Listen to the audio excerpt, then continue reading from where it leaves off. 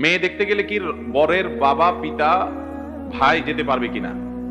মেয়ে কাকে কাকে দেখতে পারবে? যদি মেয়েকে বরের ভাই, পিতার সামনে যেতে জোরাজুরি করা হয়, তাহলে মেয়ের পিতার কাজটা কি ঠিক হবে? বিয়ের আগে পাত্র পাত্রীকে দেখবে। পাত্রপক্ষের একজন পুরুষ শুধু মেয়ে দেখতে পারবে, তার নাম হলো পাত্রী। পাত্র নিজে, তিনি নিজে মেয়েকে দেখবেন। আর পাত্রের মা, বোন, মহিলারা তো মেয়েকে দেখতেই পারবে। পাত্রপক্ষের আর কোন পুরুষ মেয়েকে দেখতে পারবে না। কিন্তু আমাদের দেশে দেখা যায় বেশিরভাগ ক্ষেত্রে পাত্রের দেখার খবরই নেই।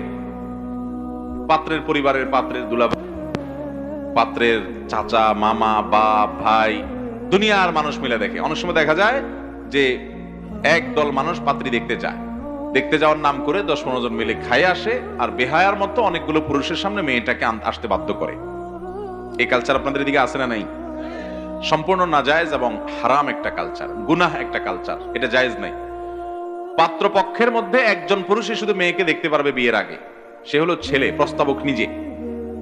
ছেলের বাবাও দেখতে পারবে না, ভাইও দেখতে পারবে না, ভগ্নিপতিও দেখতে পারবে না। এখন আমরা এমন এক জাহিলি সমাজে আছি, ছেলের ভগ্নিপতিকে যদি মেয়ে দেখতে না নেওয়া হয়, তাহলে ওই ভগ্নিপতি বিয়েতেই আসবে না।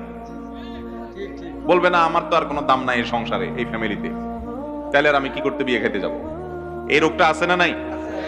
এগুলো হলো আমাদের মূর্খতার কারণে, অজ্ঞানতার কারণে, আমরা জানি না। আবার যদি ছেলে তার বাপকে বলে, আব্বা যেহেতু বিয়ে আমি নিজে করব, পাত্র আমি, অতএব মেয়েটা শুধু আমার দেখা যায়, তুমি একটু ওইদিকে বসো, তাহলে বাপ ওখান থেকে চলে আসবে। বলবে বেয়াদব ছেলে, বিয়ের পরে কি করবে? এখনই সে এরকম শুরু করছে যে তার বসে একা দেখবে, আমার বাইরে যেতে বলে। তো এই ছেলে তো এই মেয়ে বিয়ে করার পরে তো আমার বাতি দিবেন। অনেক বাপ মা এগুলো হিসাব করবেন, তারা জানেন না যে বিয়ে হয়ে গেলে এরপরে শ্বশুর হিসাবে তো অবশ্যই ছেলের বাবার সাথে উনি দেখা দিতে পারবে, বৌমা, সেটা তো জায়েজ।